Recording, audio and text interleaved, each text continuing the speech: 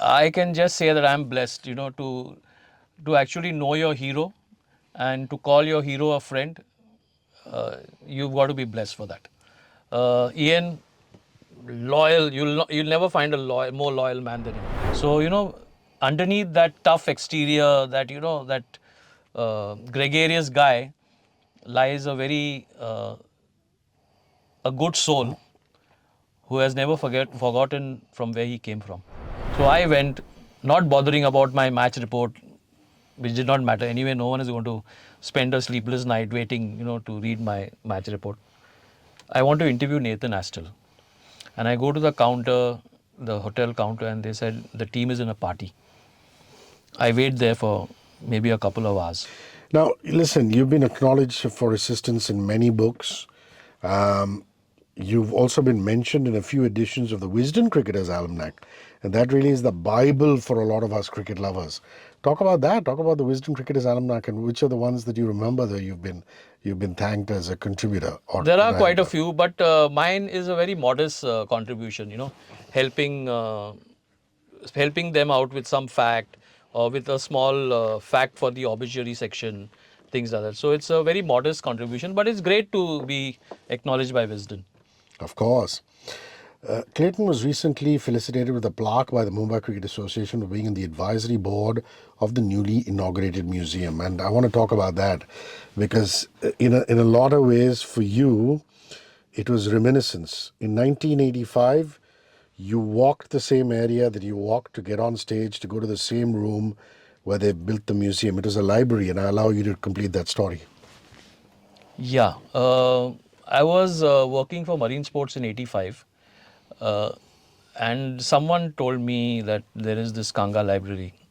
So I used to go there before my working hours, and the library used to open only for an hour in the morning, and then they had an extended time in the evening. So I used to catch that bracket of the opening hours, and I used to go there and just flip through the magazines, mostly magazines, because I was fascinated by magazines, monthly magazines from all countries, Cricketer Australia, Cricketer International England, and that gave me a major kick, you see. And I used to really treasure those mornings. Hop onto the bus, go to Wankhede Stadium, cross over from Marine Lines. Great days. And you couldn't afford a membership. At least I did not. Couldn't afford a life membership there. Lovely. And you would urge people to go, at least go and see the museum, yeah. Definitely. It's opening later this month. So it's open to public then. And they have a section for books. A part of the Kanga library, I would like to think a good part of the Kanga library is there. So if you want to browse through, you can. Of course, there's going to be tickets to get into the museum, but it's worth your money. All right, I'm going to flip the tale right now. Last year, something epic happened. Clayton had completed 30 years in journalism, and Khalid Ansari was the original promoter of the Midday. Of course, now the publication is part of the Jagran group. But Khalid threw a party for Clayton in his lawns, and there's an incredible video that was made by people who love and respect Clayton Murzello. And in that video were some luminaries, and I'm talking Sunil Gavaskar, Ravi Shastri, Arsha Bogle, Ian Chappell, Greg Chappell, Michael Holding, true stalwarts of the game, and Mihir Bose, some very senior journalists, and all of them were waxing eloquent about Clayton and about how he really is the OG, the original amongst all sports journalists. I want to start with Michael Holding. I mean, Whispering Death, as they called him, the Jamaican. What a beautiful man, what a flowing bowling action, and really part of that deadly quartet, Marshall, Roberts, Holding, and Croft. Croft. Really amazing. Talk to me about Michael and your interactions with him over the years. And he talks about how you're really one of the old school journalists who will never publish anything without asking for permission, which is so rare in this day and age. Yeah, Mikey I met first in '94 when he came here as a commentator. Um, did not keep really in touch with him until I think in toured England in 2007, where we actually became closer, and closer in 2011 on the England tour. Uh, nice man, as David Garr says, closest to being the finest man I've ever met. Wow. So that says it all about him. Great guy. And Does his his playing career doesn't come into his personality. That's finished. He's got a job to do and he did it well. lovely. Ian Chappell, like you said, I mean, you didn't see him play, but you grew to admire him, and he himself is a self-professed friend of yours. He talks about how he used to write for the Midday and he used to send you these articles. And you obviously would receive those articles, and you made it a point as a professional to always write back saying thank you received. But I mean, that couldn't be the only reason why you have this wonderful relationship with Ian. Talk about Ian Chappell. I can just say that I'm blessed, to actually know your hero and to call your hero a friend. You've got to be blessed for that. Ian, loyal. You'll never find a more loyal man than him. Loyal, stand up for you. He'll not take anything, any nonsense, said about you. He's such a great guy. I think call him up anytime. Just hope he gets better. He's Yeah, not in the best of health, but I hope he gets correct, better. correct. Prayers going out to Ian as well as his family. And of course, his younger brother, the very controversial Greg, who at one time during his playing days had got his own brother Trevor to bowl underarm, subsequently, had a tumultuous tenure as India coach, but there's lots to admire about the man. Not only his batting, but his tenacity. And really, I think you can't fault him for wanting to discipline players. Sometimes, especially Indian players of the past, have been found wanting in that department. And Greg says very, very clearly that his India years, you were very close to him. I was. Not that it reflected in whatever I wrote. It was just a casual, good, cordial relationship. And I just went about my job, he went about his job. But I always feel the Greg Chappell saga has to be viewed in perspective. Yeah, There are two sides of the story, and I don't think the other side comes out too often. Let's put it like that. yeah. The other side has to come out. Sure, Greg, Greg will be the first to admit that he could have done things differently in his India stint. But I hope the other side also comes out. Yeah, we hope so too.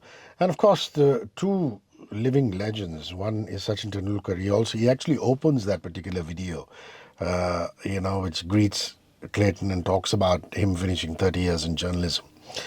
And you followed Sachin's career from such an early age, from the time he was a mere schoolboy at Shardashram, and to the dizzying heights of international stardom, and then eventually his retirement. And then Sunil Gavaskar, who you not only knew as a player and reported on, but also as a journalist who used to write expert columns in the Midday and send them in. Talk about these two wonderful Marathi Manusas. First, Gavaskar. I said Ian Chappell was my hero.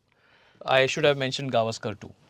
I used to, I should never tire from defending Gavaskar because people used to say he was a defensive batsman, defensive captain. I used to argue all the way, you know, with great emphasis on how great the man is. Yeah, so never believe that he was not India's finest batsman. In his era, he was the best. And his record speaks for itself. Uh, Gavaskar, I worked with because he still writes for Midday. And he's a good companion. He was a good companion when I used to tour. Good memories of him. Sachin. Sachin, ever since he played that Giant Shield final, uh, I remember the first time I interviewed him was when he came back from New Zealand in 1990. Uh, I used to manage a club called Sundar CC, and my club was playing Sachin's club, second club, Shivaji Park Youngsters. And after the game, by that time I had started writing for Midday often, so I asked him for an interview, and he invited me to his house, gave me directions how to reach his house, which bus stop to get off, how This is to the Andheri East, Bandra East Bandra House. East. Sahitya Yeah. Savas. Yeah. And I went to his place, gave me a good interview, also served me tea and biscuits. Very, very humble. And I stayed that way. Beautiful.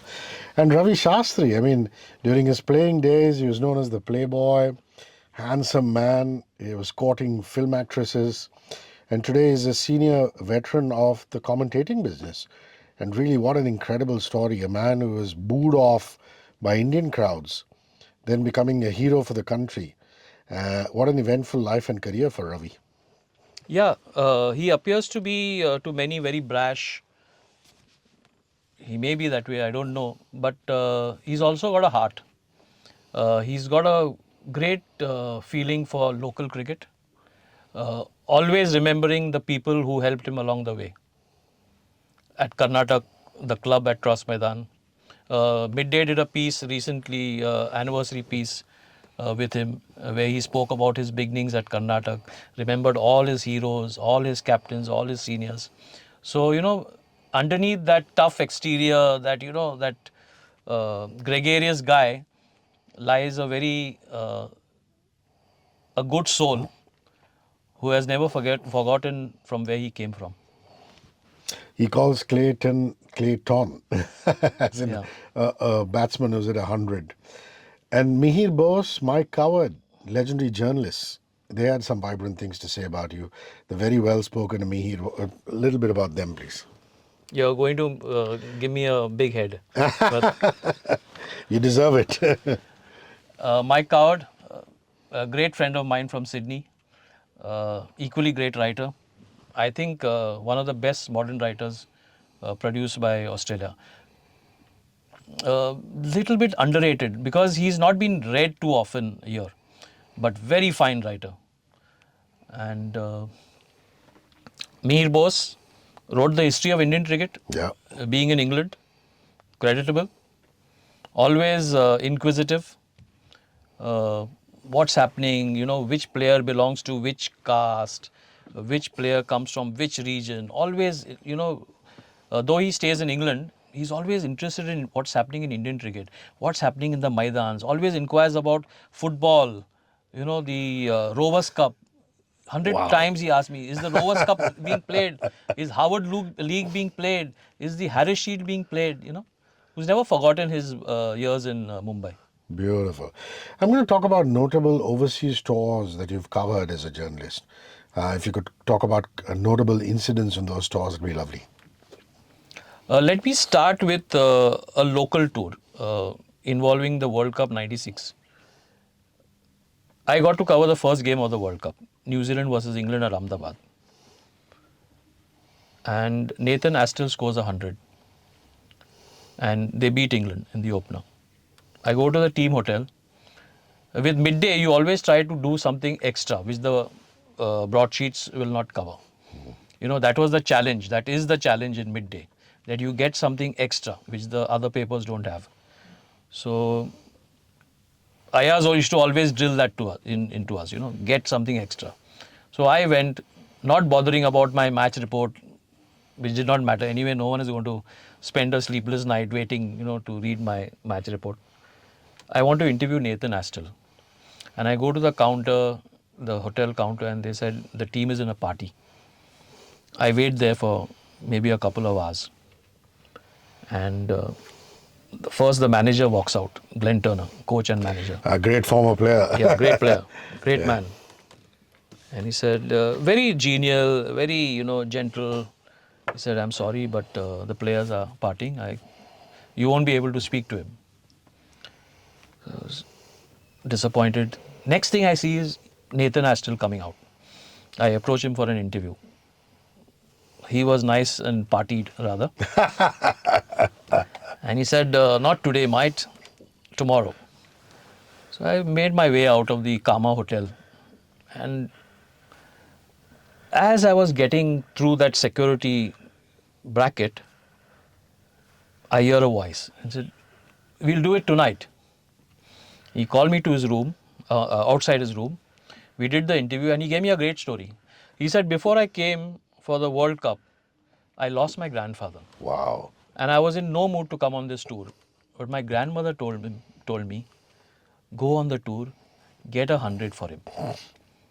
And this is the 100 I dedicated to my grandfather. Did you have one of those dictaphones which you had carried with you? I used to carry dictaphones, yes. Oh, lovely. Any other memories from overseas tours? Australia 99, 2000, I think was my best tour. I got the best of the former players' interviews, did some good reports, I feel. Interviewed a guy called Terry Jenner, Shane Warne's coach. Yeah. And at that time, he published a book on his life.